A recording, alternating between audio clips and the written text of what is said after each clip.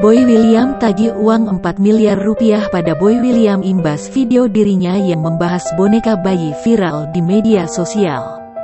Ivan Gunawan memutuskan memberikan boneka arwah yang dianggap sebagai anaknya kepada orang lain lantaran aksinya itu membuat heboh hingga menuai pro dan kontra masyarakat.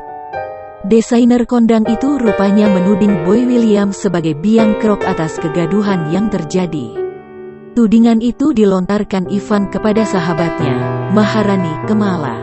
Meski merasa kesal dengan Boy William, namun Ivan Gunawan cukup bahagia karena video dirinya dengan Boy William sempat viral bahkan telah ditonton lebih dari 4,9 juta kali.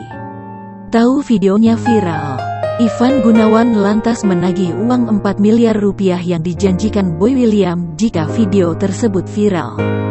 Namun setelah video itu viral, Ivan Gunawan memutuskan untuk tidak lagi memelihara boneka arwah.